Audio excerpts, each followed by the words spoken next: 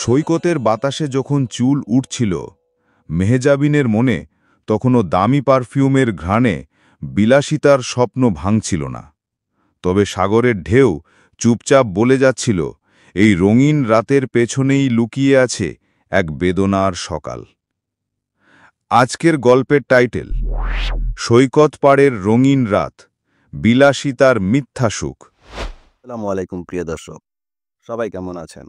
আজ আমি গল্পকার সহজ কবি আপনাদের জন্য নিয়ে এসেছি আমাদের জীবনের চলমান সমসাময়িক প্রেক্ষাপট থেকে নেয়া বাস্তবধর্মী শিক্ষামূলক আর একটি ছোট গল্প, যা আমাদের চিন্তাধারাকে প্রগতিশীল করতে সহায়ক হবে ইনশাআল্লাহ। চলুন তাহলে কথা না বাড়িয়ে ঢুকে পড়ি আজকের গল্পে।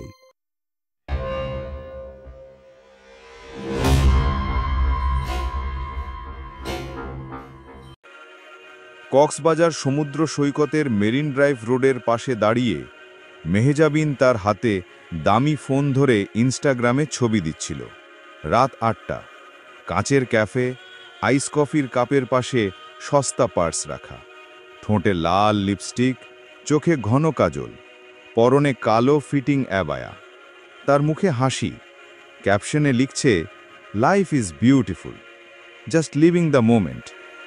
কিন্তু মনের ভেতর এক প্রশ্ন উকি দিচ্ছিল, রাশেদের বেতন দিয়ে স্বপ্ন পূরণ হবে কই? হাসির মাঝে চোখের কোণে লুকানো ছিল এক ধরনের শূন্যতা। ঠিক তখনই ফোন বেজে উঠল। স্ক্রিনে লেখা তাহের ভাই, ৩৭ বছর বয়সী ব্যবসায়ী, ঢাকায় থাকে, কক্সবাজারে প্রজেক্ট দেখতে এসেছে। তার গলায় একটা নরম অথচ হুকুমের সুর। রেডি তো? আজ রাতটা সুন্দর হবে প্রিন্সেস। মেহজাবিন নিঃশ্বাস ছেড়ে ফোনে বলল, সবসময় আপনার জন্য রেডি। এক মুহূর্তের জন্য মনে পড়ে গেল মেয়ের কণ্ঠ, মা তুমি পিকনিকে আসবা? তার চোখে কিছুটা জল জমে গিয়েছিল, তবে মুখে হাসি রেখেছিল। দ্রুত মেকআপ ঠিক করে, কাজলের রেখা আরও ঘন করে, ঠোঁটের লিপস্টিক নতুন করে দেয়। কক্সবাজারের বিলাসবহুল হোটেলে আসার পর তারা লিফটে উঠছিল। তাহের কোমর জড়িয়ে ধরে ফিসফিস করে বলল, তুমি জানো আমি তোমার জন্য সব দিতে পারি। মেহজাবিন হাসে, বলে, সবাই এমনই বলে।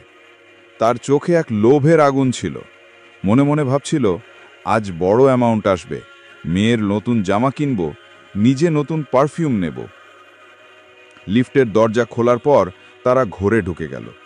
রুমে হালকা পারফিউমের ঘ্রাণ, সাইড টেবিলে ফলের ট্রে, পানি। তাহের জানালার ধারে গিয়ে সিগারেট ধরালো। মেহজাবিন আয়নার সামনে দাঁড়িয়ে ছবি তোলে। ক্যাপশনে লেখে, এনজয়িং এভরি মোমেন্ট। কিন্তু তার চোখের মধ্যে এক ধরনের শূন্যতা লুকিয়েছিল। রাত 11টা, তারা হোটেলের রুম থেকে বের হয়ে সৈকতের দিকে যাচ্ছিল। তাহের কালো গাড়ি চালাচ্ছিল, হুড নামিয়ে সৈকতের রোডে। মেহজাবিন চুল ছড়িয়ে হাওয়ায় উঠতে থাকা চুলে হাত বুলিয়ে দেয়। ইনস্টাগ্রাম লাইভে এসে বলল, লিভিং দ্য লাক্সারি।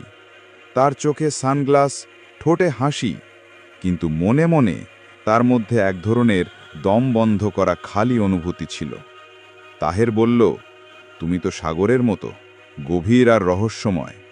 মেহজাবিন হাসে, কিন্তু মনে মনে ভাবে, তাহলে তুইও আজ ডুবে যা, আমি টাকা পেলেই খুশি। রাত 1টা, তারা হোটেলের রুমে ফিরে আসে। তাহের ঘুমিয়ে পড়েছে। তার ফোনে অফিস লেখা মিসড কল। মেহজাবিন ফোনে মেয়ের হাসির ছবি দেখে। তার বুকের ভেতর মোচড় দেয়। মনে হয় ফায়জা হাসছে, কিন্তু মা কি করছে? মেহজাবিন চুপচাপ টয়লেটে গিয়ে চোখের কাজল মুছে ফেলে। আয়নায় নিজের ফ্যাকাশে মুখ দেখে এক ফোঁটা জল গড়িয়ে পড়ে। মনে মনে বলে, সবাইকে দেখাচ্ছে সুখের গল্প, কিন্তু আমি কি সুখী? তারপর আবার মেকআপ ঠিক করে, ঠোঁটে লাল লিপস্টিক লাগায়, কারণ ডিল শেষ হলে আরও টাকা পাবে। সেই টাকা দিয়ে নতুন জামা কিনবে মেয়ের জন্য। রাত শেষের দিকে মেহজাবিন বেডে শুয়ে তার মনের মধ্যে বলছিল, একদিন আমি থেমে যাব। একদিন এই বিলাসিতা, এই দামি পারফিউম, এই দামি কফি, এই রঙিন জীবন ছেড়ে যাব। বাইরে সমুদ্রের ঢেউয়ের শব্দ আসছিল। হোটেলের জানালা দিয়ে চাঁদের আলো তার চুলে পড়ছিল। তার অন্তরে এক চিন্তা আসছিল, আজ রাতের সুখের বিনিময়ে কালকের লজ্জা, আত্মগ্লানি আর একরাশ শূন্যতা কিনে নিলাম। মেহজাবিন চোখ বন্ধ করে, মনে মনে বলে, আরও এক রাত গেল, আর একটা জীবন শেষ হলো। সকাল 7টা, কক্সবাজার হোটেলের বারান্দায়। সাগরের হাওয়া হালকা ঠান্ডা। মেহজাবিনের চোখে রাতে না ঘুমানোর ছাপ, ঠোঁটে লিপস্টিকের রং ম্লান। সে জানালার পাশে বসে সমুদ্রের ঢেউ দেখতে দেখতে কফির কাপে চুমুক দেয়। হঠাৎ ফোন বেজে ওঠে। স্ক্রিনে রাশেদের নাম। স্বামীর গলা ভারী। ফাইজা রাতে খুব কেঁদেছে মা মা করে। তুই ঠিক আছিস তো? মেহজাবিন হেসে বলে, হ্যাঁ ঠিক আছি। কিন্তু গলার স্বর কেঁপে ওঠে। ফোন কেটে দিয়ে চোখ বুজে ফেলে। মনে পড়ে ফাইজার ছোট্ট মুখ, ছোট হাতে আঁকড়ে ধরা মায়ের ওড়না। হোটেল থেকে বেরিয়ে রিকশায় করে সৈকতের দিকে যাচ্ছিল। হঠাৎ ঝুম বৃষ্টি নামে। ভিজে যায় পুরো সৈকত। মেহজাবিন দৌড়ে সাগরের পাড়ে ছাতা ধরে দাঁড়িয়ে থাকে। পাশে একজন বয়স্ক মহিলা ভেজা শাড়ি গায়ে, এক হাতে পাটের ব্যাগ, অন্য হাতে 7-8 বছরের এক মেয়ের হাত ধরে বলছে, মা, এই বৃষ্টিতে কই যাবি যা, তোর বাবার কাছে ফিরে যা। মেয়েটি কাঁদছে, মা আমাদের খেতে দাও, আমার খুব খিদে লাগছে। মেহজাবিন দাঁড়িয়ে দাঁড়িয়ে এই দৃশ্য দেখে, বুকের ভেতর কেঁপে ওঠে। মনে হয় ওই মেয়েটার মতোই তো আমার ফাইজা। আমি তার মা, তবুও তাকে ফেলে রেখে এসেছি। হোটেল ফেরার পথে মেহজাবিন মসজিদের গেটের সামনে গিয়ে থামে। ফজরের নামাজ শেষ। ভেতর থেকে মানুষ বের হচ্ছে। এক বৃদ্ধ ইমাম সাহেব দাড়ি ভিজিয়ে বাইরে বেরিয়ে আসলেন। মেহজাবিনকে দেখে বললেন, মা, আল্লাহ ডাকে, সাড়া দাও মা। জীবনের সুখ এই দুনিয়ার রঙে নেই। মেহজাবিন হতভাগ হয়ে দাঁড়িয়ে থাকে। চোখে পানি চলে আসে। বৃদ্ধের কণ্ঠে যেন নিজের বাবার কণ্ঠ শুনতে পায়। মা, তুই সুখ খুঁজিস কিসে? সেই মুহূর্তে মনে পড়ে তার বাবার জানাজার সময় বাবার চোখ খোলা ছিল, যেন কিছু বলতে চাইছিলেন। হঠাৎ তার চোখ দিয়ে অঝরে পানি পড়তে শুরু করে। রুমে ফিরে দরজা বন্ধ করে ফেলে। হাতের ব্যাগ থেকে টাকা বের করে বিছানায় ছড়িয়ে দেয়। পলিথিনে প্যাকেট করা টাকা, দামি পারফিউম, নতুন ব্র্যান্ডের মেকআপ কিট। তারপর হঠাৎ বিছানার এক কোণায় বসে কান্নায় ভেঙে পড়ে। মনে পড়ে ফাইজার ছোট হাত ধরে থাকা, মায়ের কণ্ঠে দোয়া পড়া, স্বামীর ক্লান্ত মুখ, মেয়ের হাসি। মেহজাবিন চিৎকার করে কাঁদে, আল্লাহ, আমাকে মাফ করে দাও, আমি ভুল করেছি, আমি বিক্রি হয়ে গেছি, আমি আর এই জীবন চাই না। তার চোখের পানি গাল বেয়ে পড়ছে, দামি মেকআপ মুছে যাচ্ছে, কিন্তু সে কাঁদতেই থাকে।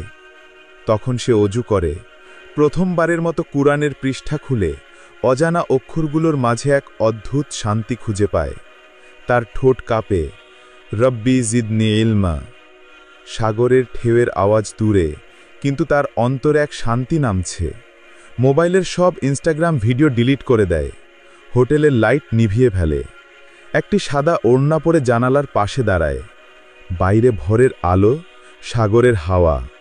সে চোখ বন্ধ করে বলে, আজ থেকে আমি আর বিক্রি হব না। আমার সুখ আল্লাহর কাছে, টাকার কাছে নয়। সাগরের ঢেউ আজও তেমনি আছড়ে পড়ছে, কিন্তু মেহজাবিনের অন্তরে এক নতুন ঢেউ বয়ে যাচ্ছে। বাহ্যিক দামি জামা, পারফিউম, হোটেল নয়, তার কাছে এখন সবচেয়ে দামি হচ্ছে মেয়ের হাসি, স্বামীর ভালোবাসা, মায়ের দোয়া আর আল্লাহর রহমত। একটা জীবন শেষ হলোই ঠিকই, কিন্তু আরেকটি নতুন জীবন শুরু হলো।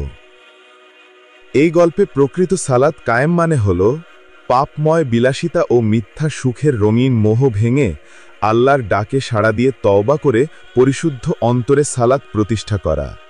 এটি শুধু নামাজ পড়া নয়, বরং অন্তরের খারাপ নফস, দুনিয়ার লোভ ও অন্যায় কাজ থেকে ফিরে আসা এবং আল্লাহর কাছে পূর্ণ আত্মসমর্পণ করা। মেহজাবিনের অন্তরে যে শূন্যতা ছিল, তা কেবল সালাত কায়েমের মাধ্যমে দূর হয়েছে। সম্মানিত দর্শক, এই দুনিয়া একদিন শেষ হয়ে যাবে, কিন্তু সত্যিকারের ভালোবাসা আর সৎ আমলগুলো ঠিকই রয়ে যাবে। আজকের গল্প যদি আপনার অন্তরে কোনো প্রার্থনার দরজা খুলে দিয়ে থাকে, তবে মনে রাখবেন, জান্নাতের পথে হাঁটতে চাইলে নিজেদের প্রতিটি কর্ম ও সিদ্ধান্তের প্রতি রাখতে হবে সজাগ দৃষ্টি। অতীত জীবনে ঘটে যাওয়া ছোট বড় ভুলগুলো থেকে শিক্ষা নিয়ে এগিয়ে যেতে হবে ইমানের দৃঢ় প্রত্যয় নিয়ে। এক ফোঁটা চোখের পানি, অনুতপ্ত পবিত্র প্রার্থনা সবই আল্লাহর কাছে অমূল্য আমানত। আল্লাহ তাআলা আমাদের সকলকে জান্নাতের প্রশান্তির পথে অটল রাখুন। আমিন। এরকম আরও নতুন নতুন শিক্ষামূলক গল্প পেতে মহাকালের সঙ্গী চ্যানেল সাবস্ক্রাইব করে পাশে থাকার অনুরোধ রইল। পাশাপাশি লাইক, কমেন্ট ও শেয়ারের মাধ্যমে গল্পগুলো ছড়িয়ে দিন দুনিয়া ও আখিরাতের কল্যাণ কামনায়।